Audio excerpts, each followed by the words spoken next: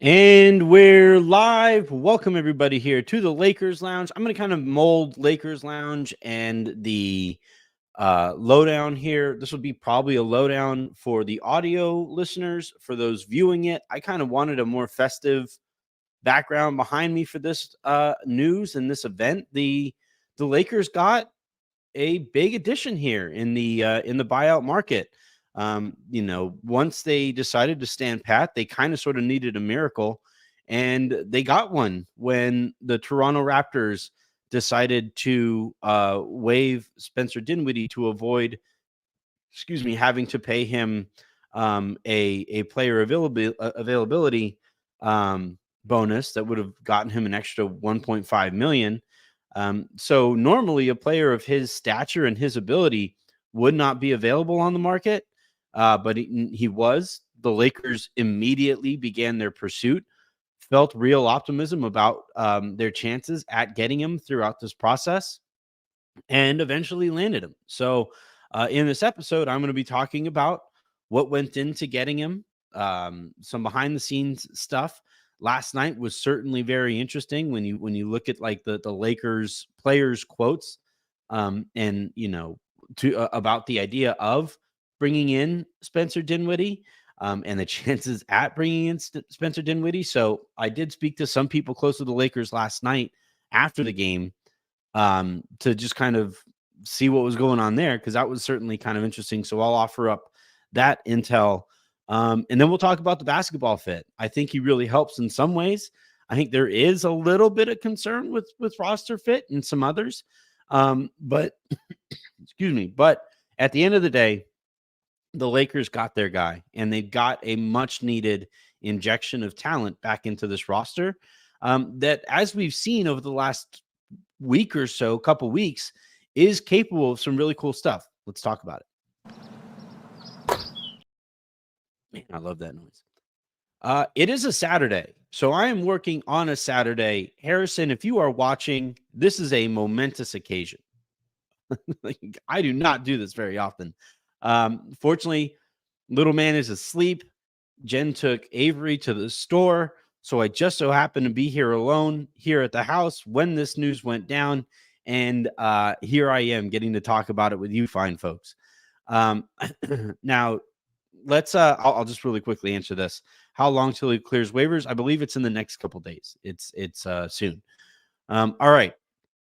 So let's start with the process, how we got here, how this went down, why the Lakers were so optimistic for as long as they were. This was a very interesting kind of process about it that says a whole bunch about the way that we kind of talk about these things. I'll start with the immediate response, and those of you who were watching live when it went down saw my eyes perk up quite a bit when Spencer Dinwiddie became available, for a variety of reasons. The first one, obviously, is the talent. This is Spencer Dinwiddie. I don't think it's that hyperbolic to say he's like maybe the best buyout player or player available in the buyout market in a long time, maybe ever. These normally, when you get a buyout player, it's a veteran with like 3 good games left in their legs. It's a it's a young player who you pick up as kind of a project, right? Killian Hayes, for example, is out there on the market right now. It's a lot of guys who, like, normally a team with title aspirations don't really pin their hopes on that player really affecting how that is going to go. Sometimes you get guys who surprise, right? Like Markieff Morris, the Lakers brought him in on the buyout market, and he played really well in the postseason. And that was like a real surprise. It was a real shot in the arm when they were able to bring him in.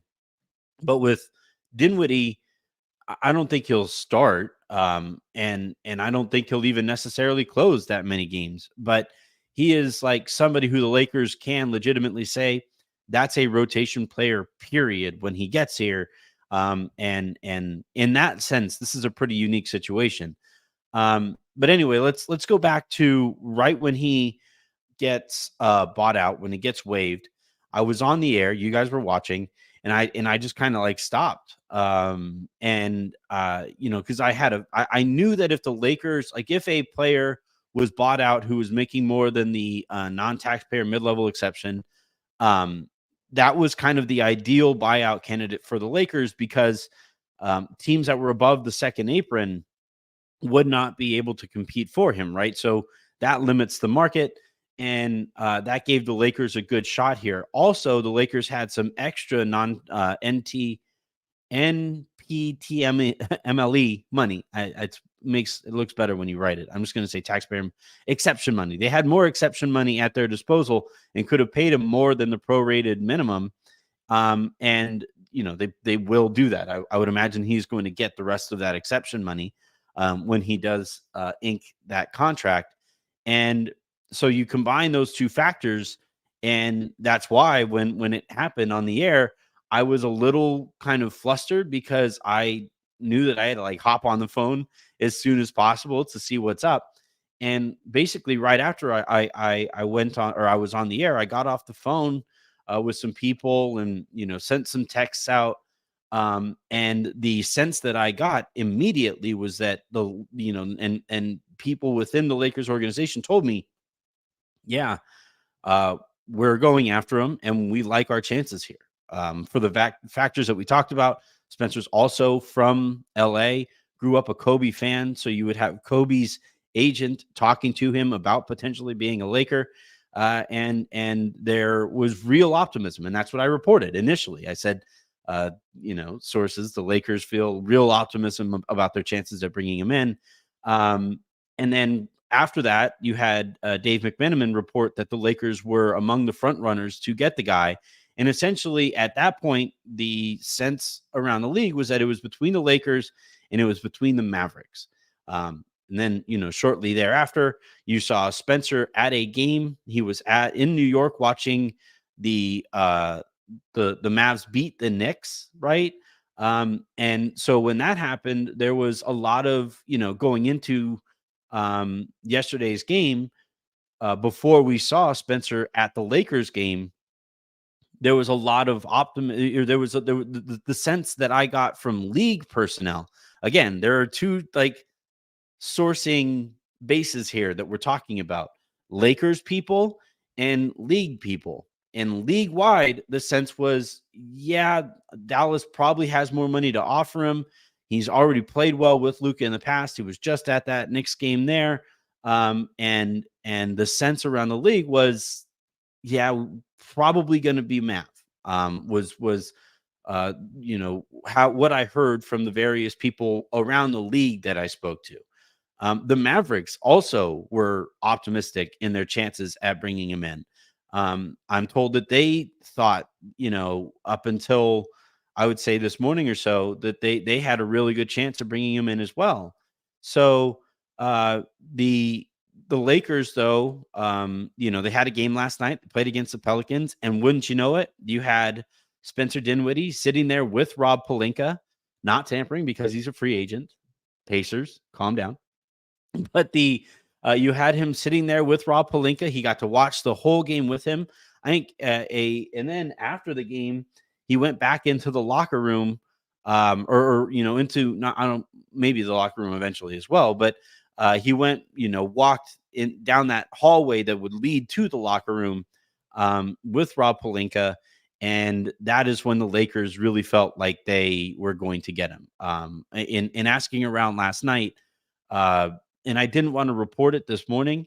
I was told that he was going to make his decision, and it is going to come down to the Lakers and the Mavericks, was what I heard last night.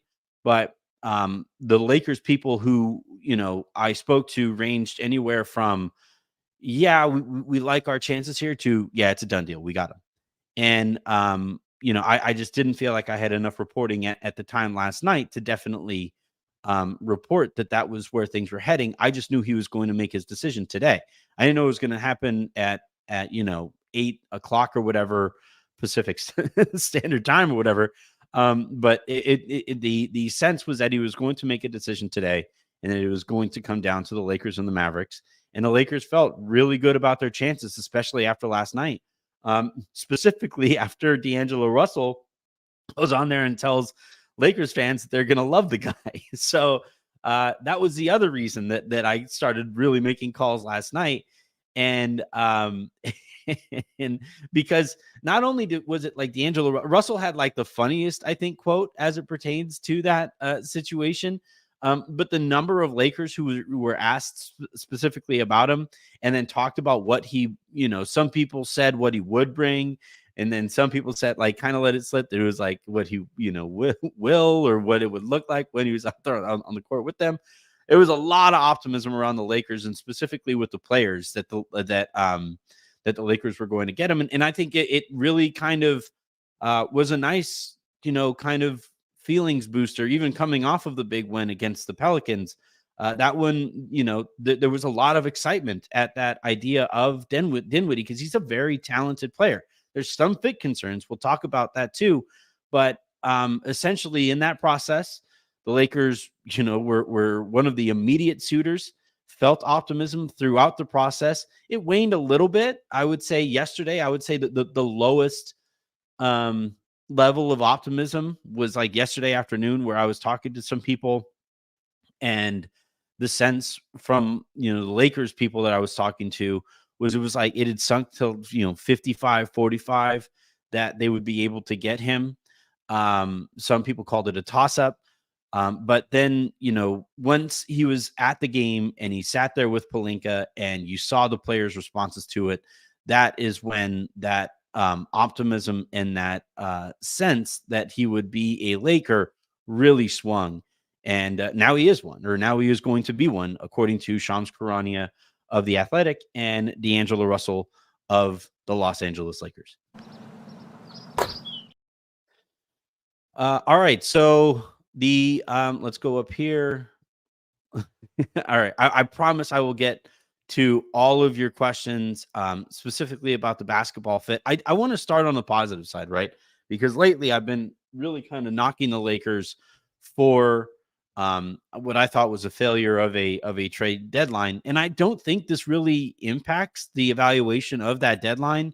Maybe this is just me being stubborn, altogether possible. I'm a very stubborn individual, but I'm not willing to give the Lakers credit for a player miraculously becoming available. I just, that is not something that the Lakers could have planned for.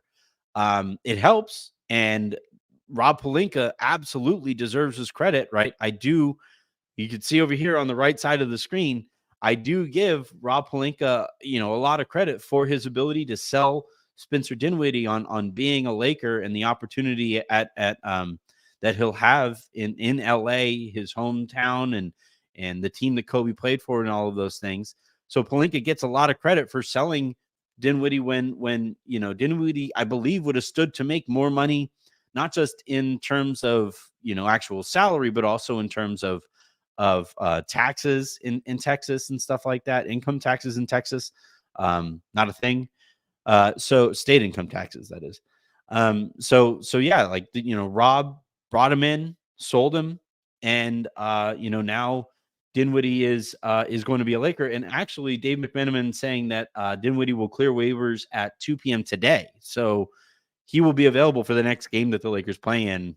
The Lakers have basically the weekend off, which is great because now this gives them the opportunity to get some practice time, bring him in, get him used to playing with some of the guys, and have a couple days before your next game to really get him up to date as best you can.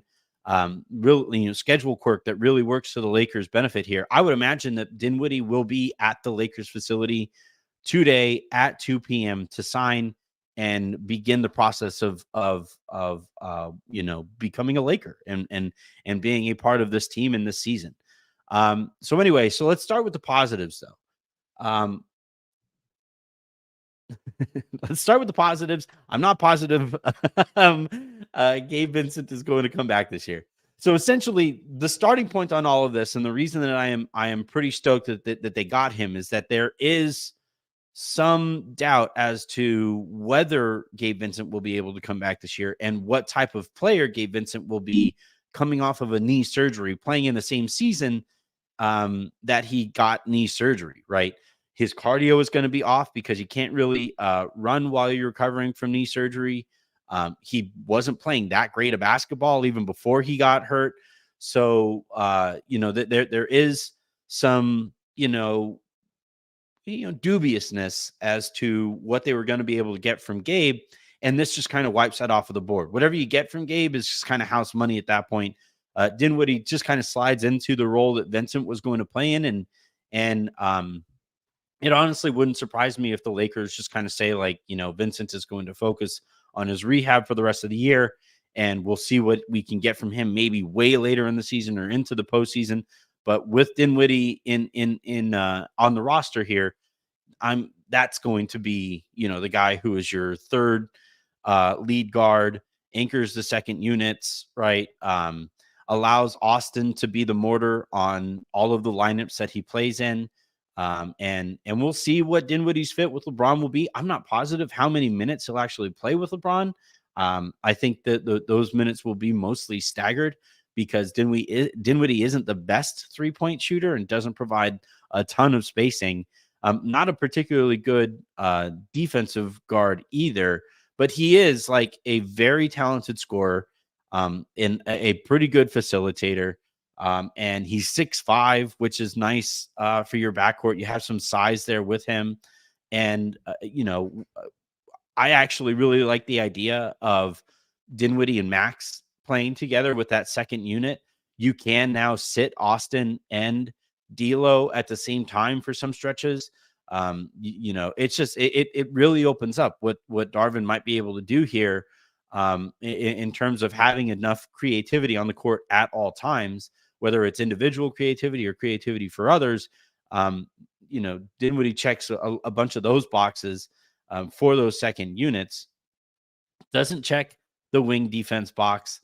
Doesn't even necessarily check the two-way player box because he's certainly a lot better offensively than he is defensively. But the Lakers just needed more talent. It was clear that they needed more talent. And we'll talk about LeBron here in a bit, but I also think that they needed, they needed to feel that the front office believed in them after a deadline goes by where they didn't want to expend draft capital to improve the roster. So this helps in that regard as well. In net, I think this will clearly be a net positive for the Lakers. There are some concerns that we have, and I see that some people in the chat also believe that there are some concerns. So we'll get to those here in a second. Let's start with this one here. Lakers Shan, do you fear Darvin's pensions to use 3-guard lineups? Yes, I do. This does make me a little nervous that the Lakers will be a little too small, a little too often. It helps that Dinwiddie is 6'5". He's a bigger guard, but he's a bigger guard. He's a really small forward though, right? And that's where I would be a little nervous. We're going to get 3-guard lineups. It's going to happen. I'm going to be annoyed when it happens. I don't think they'll be very good. But this is just, par for the course with Darvin at the helm. That this is going to be a thing, and you just kind of have to hope that he is willing to move off of those lineups. And look, if this takes away the opportunity that Max had really carved out for himself, then that's where I'd be like this, I think it would still work. I think it would still be a net positive, but it cannot eat into the opportunity that Max had earned himself over the course of the season. He was playing really good basketball before he turned his ankle. And I don't know how long Max is going to be out. The fact that he went right back to the locker room and then was immediately considered out for the next game tells me probably missing at least a week or two. But and that's just speculation on my part. I haven't asked around quite yet. I will. But again, didn't mean to work today. It's a Saturday. But I do think that we are going to get some 3-guard lineups, and the combination of those guards is going to be important. Who is also on the court? This is where not having Vanderbilt really hurts, right? Because if you have those 3 guards and like Jared Vanderbilt is at your 4 and AD is at the 5, then okay, like you can kind of make that work a little bit. But with Vanderbilt likely not being available for the rest of the year, that's not great. Let's the other thing in terms of questions and potential concerns here is the shooting. He's a streaky shooter. He is not, I don't believe, all that comfortable like catching and shooting. He is more of a ball stopper. He likes to dribble the ball. He likes to get the defense in front of him and be able to read the court. And that isn't ideal with LeBron in when you're out there with LeBron. But I think you can kind of overcome some of those concerns by just not playing him a ton with LeBron. And over the course of the season, you hope that those guys figure out ways to play together and make that fit a little bit more natural. But as it stands right now, I think that's going to be the process that takes place from here through to the end of the season. John Drake writing, I hope being aggressive means more than Dinwiddie in the playoffs. Give me Morris over Woods. Give me Evan Fournier over Cam. I know Vando's injury hurts, but Evan is better than Cam.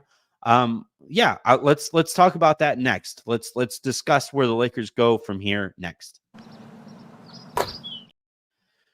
So I also asked around and, wondered if there were any players who feel most likely to be waived in order to create more room to bring somebody in.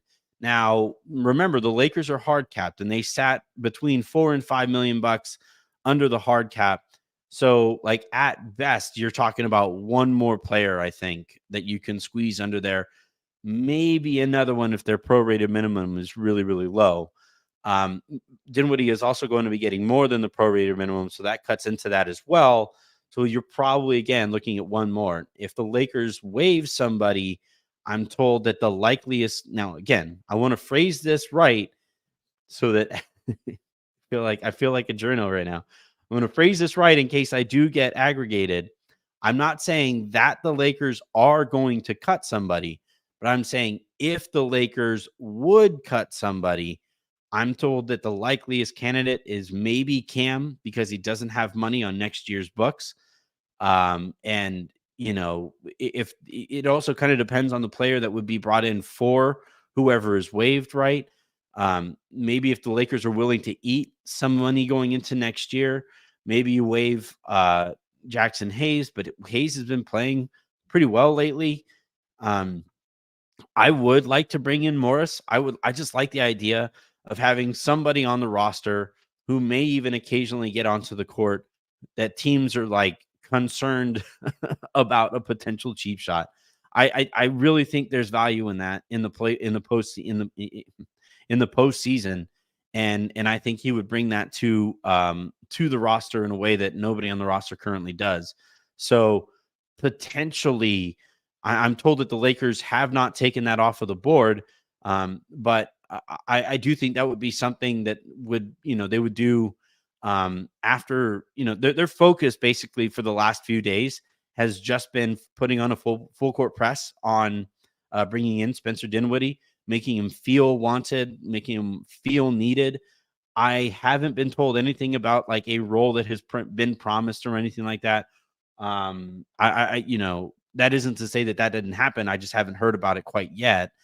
But anyway, like, now that they got Dinwiddie, now they'll, take a look at their roster and they'll take a look at the market. They really liked the Markieff Morris experience, and Marcus is the better of the two players, but of the two twins. The Morris family, doesn't necessarily have some of the same bitterness that you have in, say, like the Lopez family regarding the Lakers. But of the players that I could see the Lakers opening up a roster spot for, I could see that potentially being Marcus Morris. This is also why I was kind of surprised that the Lakers didn't do this in the trade market and allow themselves some flexibility both under the hard cap and on the roster without having to eat future money. But they essentially made the decision that they didn't want to make themselves worse for the sake of getting under the luxury tax. I've also been told that the Lakers did not believe that they could get far enough under the luxury tax to also be a player in the buyout market, and they wanted to be a player in the buyout market. So that's kind of why you didn't see them get under the luxury tax. And on top of that, right, like they, it's already a roster that was, it didn't have a ton of margin for error, and they didn't want to shrink that margin further for the sake of flexibility, either in terms of next year's finances or this year's buyout market. So I do think that they are going to continue to make calls. I'm told that they are still making calls, and we'll see what that kind of turns into. But as of right now, their focus right now is getting him into the facility. It is 9 a.m. Pacific time right now, and at 2 p.m. they can make this official, and they can really start practicing and really start. Now, I think they would probably give most of the guys the day off or whatever.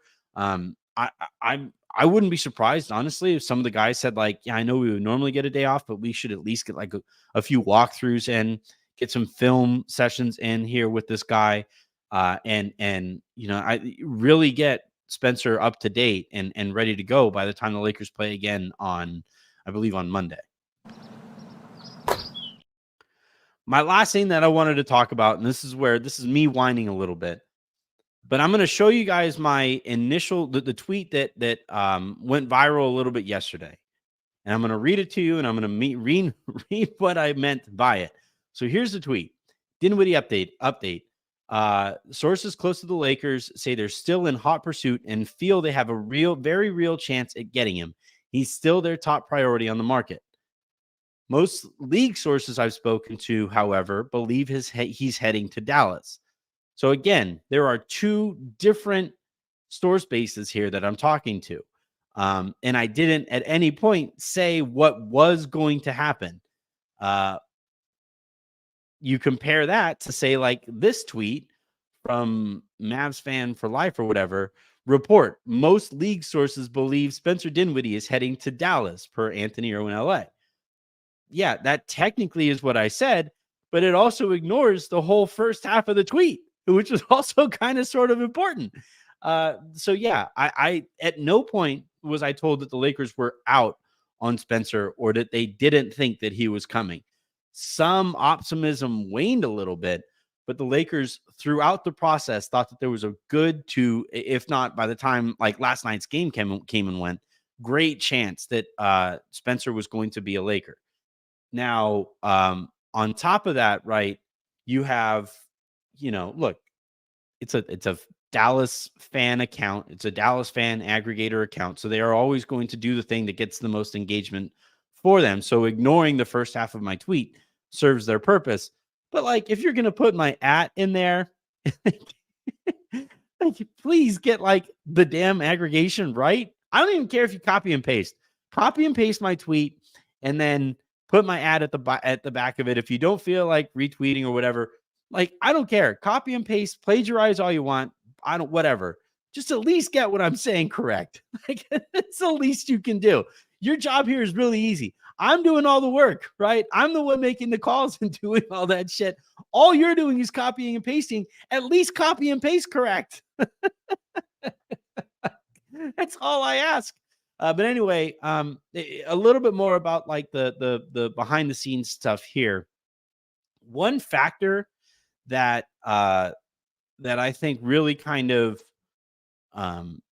helps in this case is you look at the guard rotation there in Dallas, and you have Luka and you have Kyrie, and there is just not a ton of time on the ball because those guys are generally always going to be on the court, and it just makes that fit somewhat awkward. And the Lakers here, now you do have LeBron, and he's going to want to spend a ton of time on the ball in big spots. And you do have D'Angelo Russell on the roster, and he likes to have the ball in his hands.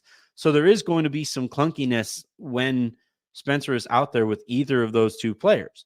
But there are opportunities where those two guys, one of those guys are off of the court, or both of those guys are off of the court, where Spencer can go out there, play alongside Austin, play alongside Max, and really eat, right? And spend ample time on the ball in isolation and get AD into some pick and roll situations and get Jackson into some pick and roll situations and really see what they can do.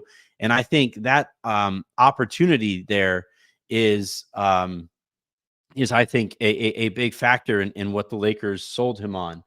The other aspect of this that I'm told was a big deal, and this is where again I'm going to give Pelinka my flowers. I've been really hard on him or whatever, but Rob Pelinka specifically sitting with him the whole game, being in his ear, making it known that the Lakers want/need him. All of those things, when you are the team that doesn't have as much to offer as, say, Dallas does, those things really go a long way. And this is where Pelinka deserves credit. This is where his ability as an, his experience as an agent really helps. In that, like, you're as an agent, you're a salesperson, right? Your job is to sell your client to, employers. Your job is to sell situations to your client. And in this case, Rob having that experience, being able to talk to Spencer and look also, like, Rob's proximity to Kobe and being able to tell him about, like, what it's like to be a Laker and what it's like to be a Laker on a good team and the opportunities that come your way by helping the Lakers win. Like those, yeah, look, this is where I'm going to sound like a Lakers homer or whatever, but helping the Lakers win. You look at every player out there who have helped the Lakers win, their statures go up a lot higher than if you help any other team win, really. I would say the Knicks, but the Knicks don't do enough winning to really get considered that way, right? And I think here with Spencer, Rob's time and experience with the Lakers and time and experience as an agent and time and experience with Kobe and seeing what helping the Lakers win has done for whether it's star players or role players alike, that has really that was something that the Lakers sold Spencer on. And I think he has a real chance here. The Lakers needed a third guard, and he's probably overqualified to be that third guard. But when you're overqualified to be something and you buy into that role and you help that team win, that opens up your options beyond that season. So, and I do think that there's a chance that this, relationship can extend beyond this season. Well, it's tough because the Lakers won't have his bird rights and he's probably going to get paid more than the minimum next year, especially if he plays well for the Lakers. But that's the best case scenario, right? The Lakers here would basically say, hey, play well for us. We do some winning. You're going to, that's your best path to getting paid more than the minimum next year. And I think selling him on that and him buying that message and him now being a Laker, I think is a real credit to Rob Pelinka and the Lakers organization on their ability to do that. Like, that was a thing that I think they really needed to show us, was their ability to get a guy, no matter the circumstances, no matter the potential excuses, go out, do your job, bring in the talented player, and they did just that. That's a big deal here for an organization that was kind of, wavering there a little bit. The last thing on here, right? You see it here at the where's my finger? There's my finger. LeBron's reaction. We got to talk about that, man. We really do. This is a big deal that LeBron was, pretty frustrated, I'm told, that the Lakers didn't go out and get DeJounte Murray, the clutch client, didn't go out and get Zach LaVine before he went and got surgery to avoid going to the Detroit Pistons. Didn't go out and bring in a real upgrade on the trade market and held on to their picks, right? And I remember, like, LeBron in a previous trade deadline that the Lakers sat out of said, like, Les Need wore a shirt, said fuck them picks, right? LeBron, like, said that's a nice shirt. I'd like to get that shirt, and that's how he genuinely feels. And by the way, of course, LeBron feels that way. Like, his legacy is on the line with how all of this plays out, and I don't think he can care less about the pick situation that the Lakers have, not just now, but certainly after he leaves. And there was some annoyance there. And I do think, though, bringing in somebody as talented as Spencer Dinwiddie, who has the reputation of real talent around the league, that I do think, will help kind of calm the waters a little bit with LeBron. That's speculation on my part. I'm going to do some asking about it, and we'll see what LeBron's own reactions look like and all of this stuff. But this is the type of player that LeBron likes to bring in, right? The ball handling creator who makes life a little easier on LeBron. That's like always kind of the thing that he's looking for. And Spencer is very much that. And I do think that this would really help the relationship between LeBron and the Lakers, at least right now, especially if it works out.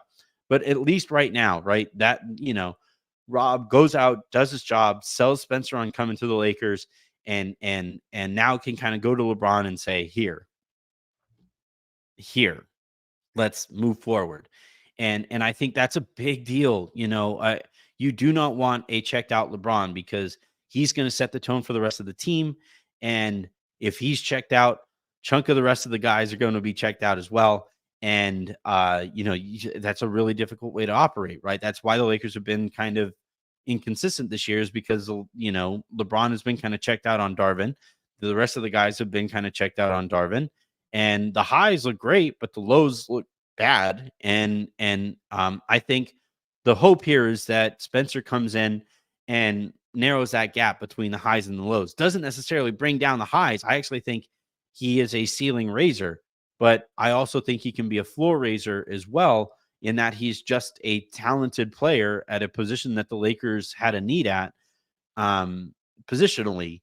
I don't know if they necessarily addressed the needs that they had skill wise, right? They do need more athleticism. They do need more two-way athleticism specifically, but you don't ever get to address that on the buyout market. This is, again, Spencer is going to be one of the better buyout players in terms of sheer talent, one of the better buyout players ever. When you just look back through the years at the guys who get bought out, they are never this talented. And that's a big deal here for the Lakers. Cisco writes, okay, cut Cam because Vando, Cam, and Christie can serve the same functional role. Pick up Morris. He might help us beat Denver and fight Jokic. Here's what I'll say about that. Nikola Jokic essentially ended a Marcus Morris. Or was it Marcus or Markieff? Let me just Google. They're twins, which really doesn't help me here. Jokic pushes It was Markieff Morris. But what I'll say about that, though, Marcus and Markieff are incredibly close. They're twins, right? But even beyond like the normal brother situation that you get in the NBA, these guys reportedly share a bank account. They have all the same tattoos. There's a hilarious story that Marcus and Markieff told on Le Batard's old TV show about fighting basically the entire Kansas football team at a party together, right? He said, I got to find it. I'll find it for the next show. Tell you what, I'll try to find the audio of it.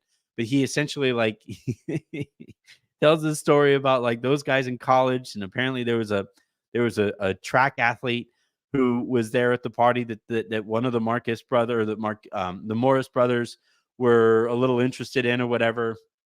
And they were doing some flirting, and apparently a football guy was interested in this player as well.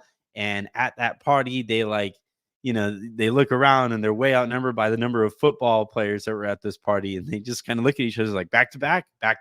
Cool. We're going back to back and fight these football players for the sake of this girl. So they're a very, very close pair of twins. And I will say that like a Morris brother getting an opportunity to get a little even with Nikola Jokic in that series, not necessarily the worst thing is what I'll say about that. But anyway, I've been talking here for 40 minutes. A huge day here for the Lakers. Big news, big get here for the Lakers. Something I'm very excited about and very intrigued by what they're able to do to bring in and optimize a very talented player and add him to a roster that needed a little bit more NBA talent. That's a big deal, man. This is a a good day here for the Lakers, and hopefully, I keep on saying they're going to turn a corner. They're just like running in circles. They turned so many corners this season that they've just like keep turning the same corner or whatever. But I do hope that this kind of gets the guys excited, gets them, bought back into this season a little bit, allows them to play a little bit more consistently. And I'm really excited for Spencer too, to I do think there's value in guys who really relish the opportunity to be a Laker. Right. And I think Spencer is going to do that. He knows the deal. He knows the expectations with fans.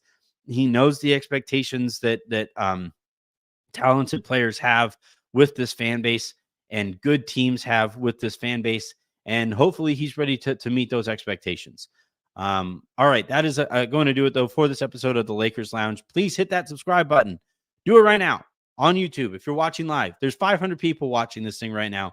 Go ahead, hit that subscribe button. If you're watching on Twitter, youtube.com/@Lakers Lounge is where you can find this and where you can find me going live for situations like this.